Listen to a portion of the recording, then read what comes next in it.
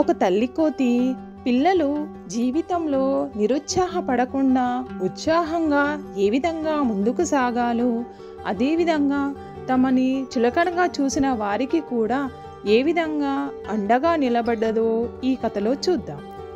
తల్లి మనస్సు. ఆ రోజు మాతృదినోత్సవం. అడవిలో ఉన్న జంతువులు, పక్షులు తమ పిల్లలను తీసుకొని ఉత్సవాలకు హాజరు కావాలని వనదేవత ఆదేశించింది. పిల్ల జంతువులకు రకరకాల పోటీలు ఉంటాయి, వాటికి బహుమతులు కూడా ఉంటాయి. అలాగే ఉత్తమ తల్లి జంతువుకు అతిపెద్ద బహుమతి ఉంటుందని, కనుక అందరూ హాజరు కావాలని ప్రచారం చేశారు.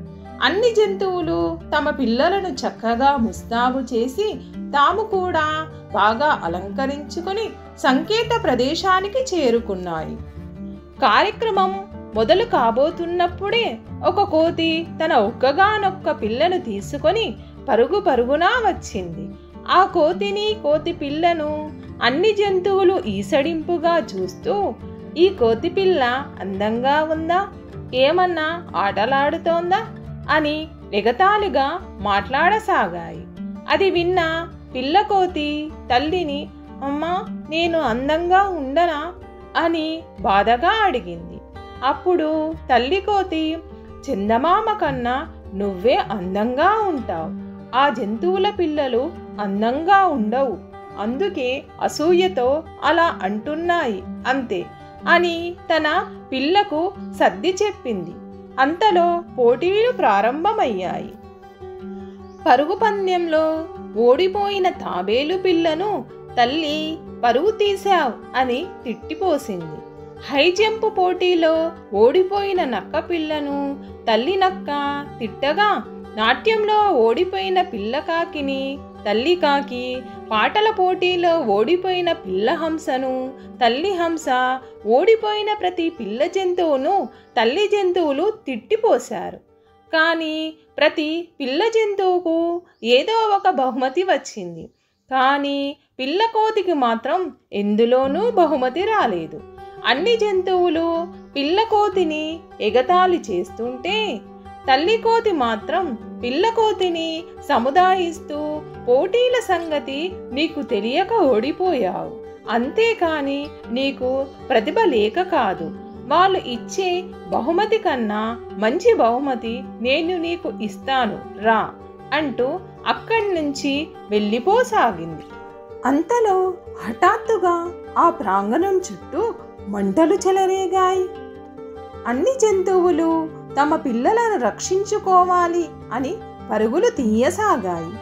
అది చూసిన తల్లి కోతి తన పిల్లను ఒక రక్షణ ప్రదేశంలో పెట్టి మంటలలోకి పరుగులు తీసి ఎన్నో పిల్ల జంతువులను కాపాడసాగింది. ఎంత హఠాత్తుగా మంటలు చెలరేగాయో అంతే హఠాత్తుగా ఆరిపోయాయి. ఏ జంతువుకు ప్రాణాపాయం జరగలేదు, కానీ కోతి మాత్రం కొంచెం గాయపడింది. అప్పుడు కోతిని చూసి వనదేవత, నీవు నీ పిల్ల రక్షణ ప్రదేశంలోనే ఉన్నారు కదా, ఎందుకంత సాహసం చేశావు అని అడిగింది. అప్పుడు కోతి ఇలా చెప్పింది, పిల్లలకు కొంచెం దెబ్బ తగిలినా తల్లి ఓర్చుకోలేదు.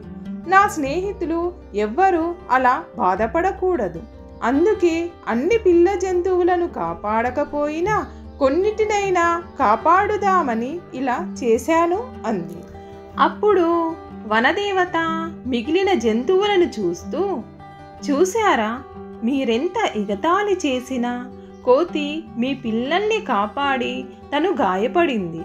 ఇంకొకటి, మీరందరూ మీ పిల్లలకు ఉన్న ప్రతిభను గుర్తించకుండా ప్రతిభ లేని విషయాల గురించి తిట్టారు.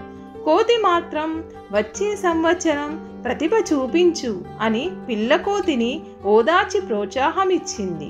కనుక ఈ సంవత్సరం ఉత్తమ తల్లి బహుమతి కోతికే ప్రకటిస్తున్నా అని చెప్పింది. అప్పటికే పశ్చాత్తాపం చెందుతున్న జంతువులన్నీ వనదేవత నిర్ణయాన్ని హర్షించి తల్లి కోతికి అభినందనలు తెలిపాయి. మీకు ఈ కథ నచ్చినట్లయితే లైక్ చేయండి, మీ ఫ్రెండ్స్కి షేర్ చేయండి. మరిన్ని కథల కోసం కథా సమయాన్ని సబ్స్క్రైబ్ చేయండి.